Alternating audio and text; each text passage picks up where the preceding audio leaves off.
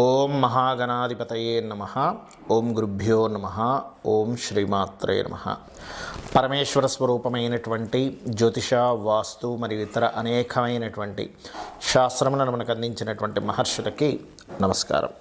హయగ్రీవ హయగ్రీవ హయగ్రీవేతి యో వదేత్ తస్య నిస్సరతే వాణీ జనుకన్యా ప్రవాహవత్. అరుణాం కరుణాతరంగితాక్షీం ధృతపాశాంకుశపుష్పబాణచాపాం అనిమాదిభిరావృతాం మయూకైః అహమిత్యేవ విభావయే భవానీం. శ్రీమాత్రే నమః. మనం ఈరోజు చెప్పుకోబోయేటువంటి విషయం ఏంటి అంటే, చాలామంది చూడండి, లైఫ్ చాలా హ్యాపీగా సాఫీగా సాగుతూ ఉంటుంది. ఉండగా కొన్ని కారణాల వల్ల గందరగోళంగా అయిపోతుంది జీవితం మొత్తము కూడా. చక్కగా నడుస్తున్న బిజినెస్ డౌన్ఫాల్ అయిపోవడము, లేకపోతే మంచిగా ఉన్నటువంటి జాబు కోల్పోవడము, చక్కగా ఉన్న ఆరోగ్యం దెబ్బతిండము, ఇట్లాంటివి ఏర్పడుతూ ఉంటాయి. ఆస్తులన్నీ ఏదో లిటిగేషన్స్లోకి వెళ్ళిపోవడం. దీనికి కారణం ఏమిటి?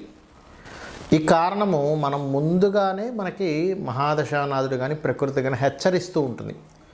అది ఏ మహాదశలు అంతర్దశలు వచ్చినప్పుడు ఏ లగ్నానికి ఎటువంటి ఫలితాలు, ఆ సమయంలో ఎటువంటి చిన్న పరిహార మార్గాలు, చిన్న మంత్రంతో చిన్న ధ్యానంతో ఎలా చేసుకోవాలి అనేటువంటి విషయాల్ని మనం ఒక్కొక్క లగ్నరీత్యా మనం ఇప్పుడు తెలుసుకుందాం. కన్యా లగ్నానికి లేదా కన్యా రాశి, లగ్నం తెలియని వారి రాశిని చూసుకోండి.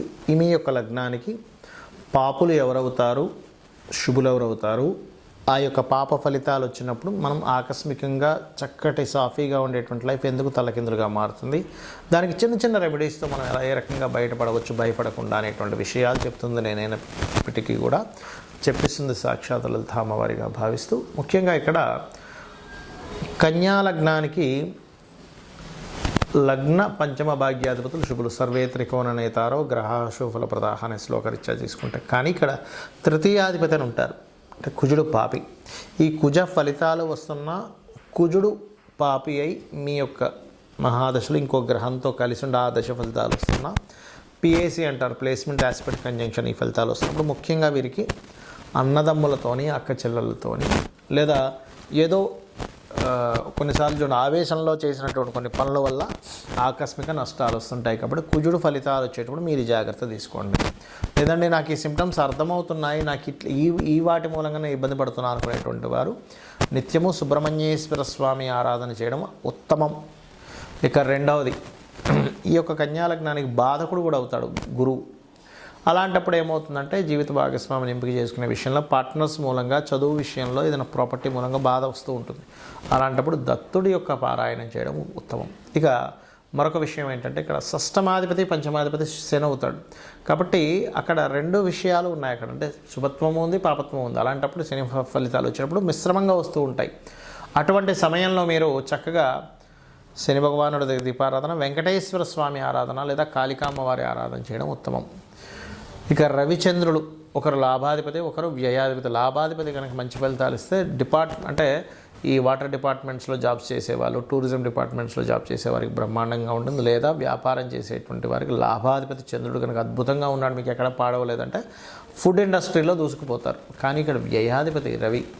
ఈ వ్యయాధిపతి ఏమవుతుంటుందంటే, కొన్ని గవర్నమెంట్ రిలేటెడ్గా అనవసరంగా ఖర్చులు పెట్టాల్సి రావడం, తండ్రి గురించి, తండ్రి ఆరోగ్యం బాగోకో, తండ్రి గురించో, లేదా విదేశాలకు వెళ్ళి అక్కడేదో ఖర్చులు అయిపోవడం జరుగుతూ ఉంటాయి. అలాంటప్పుడు మీరు సూర్య ఆరాధన చేయాలి. మీకు ఎక్కువగా ఖర్చులు అవుతున్నాయి మీ లగ్నం కన్యా లగ్నం వారికి అంటే సూర్య ఆరాధనే ఉత్తమమైనటువంటి విషయం.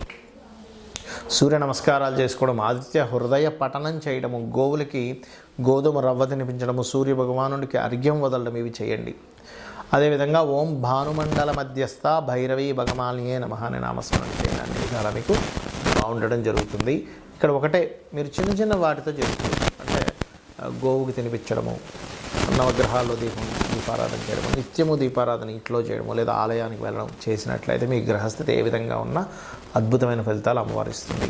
మనకు ముందుగానే ప్రకృతి ఒక్కొక్క సిమ్టమ్ని ఒక్కొక్క రూపంలో అందిస్తూ ఉంటుందండి. అదేమిటంటే, అధికారుల నుంచి ఇబ్బంది రాబోతుంది అని అనుకున్నప్పుడు, లేదా గవర్నమెంట్ నుంచి ఇబ్బంది రాబోతుంది అన్నప్పుడు మనం చిన్న విషయాల్లో అపకీర్తి వస్తూ ఉంటుంది, మనల్ని అవమానించడం జరుగుతూ ఉంటే మనం అర్థం చేసుకోవాలి, ఓహో ఎక్కడో సూర్యభగవానుడికి సంబంధించింది, ఎక్కడో నా మహాదశల్లో అంతర్దశల్లో ఇబ్బంది కలగబోతుందన్నమాట అని వెంటనే సూర్య నమస్కారాలు చేసుకోవడము, ఓం మిత్రాయ నమః అనే నామస్మరణ చేస్తూ ఉండండి.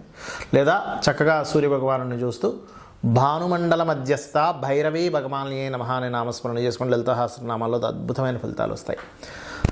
అలాగే మరి కొంతమందికి చంద్రుడు ద్వారా అంటే ఒక్కోసారి ప్రయాణాల వల్ల ఇబ్బంది వస్తుంది చూసారు. కొంతమందికి ప్రయాణాల వల్ల లేకపోతే చిన్న మాటకి మనసు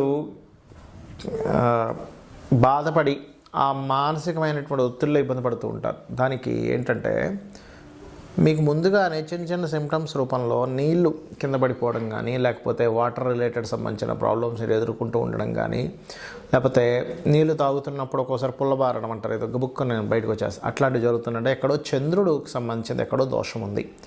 అది మీరు అర్థం చేసుకొని చంద్రుడికి సంబంధించిన దానం అంటే బియ్యం దానంగా ఇవ్వడం కానీ, గోవుకి చక్కగా మీరు గోధుమ పిండి బెల్లము కలిపిన పదార్థం తినిపించడం కానీ, ఓం మనస్వినియే నమః అనే నామస్మరణ చేయడం, లేదా ఓం అష్టమీ చంద్ర విభ్రాజ అలికస్థల శోభితాయే నమః అనే నామస్మరణ రోజు ఒక 40 నిమిషాలు చేయండి. పెద్దగా మీరు ఏదో పెద్ద చేయాలని రూల్ లేదు. ఈ చిన్న మంత్రంతో కూడా మీరు బయటపడవచ్చు. అదేవిధంగా మరి కొంతమందికి భూ సంబంధించిన వివాదాలు ఏర్పడి మంచి భూమి కొంటారు అంటే వాళ్ళకి జాతకం తెలియదు, కానీ ఓ భూమి కొని ఇబ్బంది పడుతూ ఉంటారు. అప్పుడు వారాహి అష్టోత్తరం చేయండి, వారాహి అమ్మవారి స్తోత్ర పఠనం చేయండి, ఖచ్చితంగా భూ వివాదాలు తొలగుతాయి. అదేవిధంగా మరి కొంతమందికి ప్రతి చిన్న విషయానికి మిస్కమ్యూనికేషన్స్ అవుతున్నాయంటే ఎక్కడో బుధుడు పాడయ్యాడు, బుధ సంబంధంగా మీకు ఏదో రాబోతుంది. మిస్కమ్యూనికేషన్ అయి తర్వాత మీరు బిజినెస్లోకి వెళ్తున్నారు అంటే అక్కడ ఏదో సంథింగ్ ముందుగా మీకు హింట్ ఇచ్చింది. ఈ యొక్క మిస్కమ్యూనికేషన్ మీకు రేపు పొద్దున్న వేరే దానికి దారి తీయబోతుంది అని. అప్పుడు మీరు చేయవలసింది ఏమిటంటే చాలా సింపుల్గా మీరు ఒకటే గుర్తుపెట్టుకోండి, మీరు చేయవలసిందేటువంటిది ఏదైతే బిజినెస్లో ఉన్నాయో ఆ విషయంలో జాగ్రత్త చూసుకోవాలి. మరియు లలితా సహస్రనామాల్లో ఓం ఇంద్రగోప పరిక్షిప్త స్మరతోనాభజంగికాయ నమః, అదేవిధంగా గోవుకి గోంగూర తినిపించడం చేయండి. ఖచ్చితంగా మీకుండేటువంటి బిజినెస్ చక్కగా అభివృద్ధిలోకి వస్తుంది. గురు సంబంధించిన దోషం మీ జన్మజాతకంలో ఎక్కడో ఇబ్బంది ఉందన్నప్పుడు మీరు గురువులతో కొన్ని మాటలు పడుతూ ఉంటారు, మీకు తెలియకుండా మీ పెద్దవాళ్ళతో గైడింగ్ వాళ్ళతో. అంటే అక్కడ ఏంటి, గురుగ్రహం ఎక్కడో పాడే మీకు ఆ దోషాన్ని ఇస్తుంది. అలాంటప్పుడు గోవుకి అరటికాయలు తినిపించడము, దత్తాత్రేయ మంత్రం జై గురుదత్త శ్రీ గురుదత్త చేసుకోవడం మంచిది.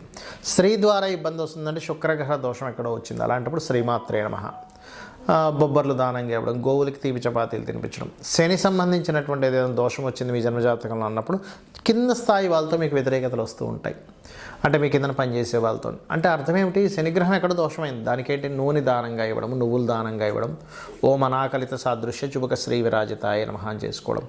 రాహు అయితే దుర్గని, కేతు అయితే గణపతి ఆరాధన చేయాలి. ఈ రకంగా చేసినట్లయితే మీకు జన్మజాతకం లేకపోయినా మీరు ఎన్ని ఇబ్బందుల్లో ఉన్నా ఆ సిమ్టమ్స్ అర్థం చేసుకుంటూ మీరు ఈ రకంగా లలితాసహస్రనామాలు చేసుకున్నా, లేదా నిత్య దీపారాధన చేసుకున్నా, నిత్య దేవతారాధన చేసుకున్నా మీకు ఎటువంటి ఇబ్బంది ఉండదు. గ్రహస్థితి ఎలా ఉన్నా సరే అమ్మవారు మిమ్మల్ని కాపాడుతుంది, కాపాడాలని మనస్ఫూర్తిగా కోరుకుంటూ శ్రీమాత్రే నమః.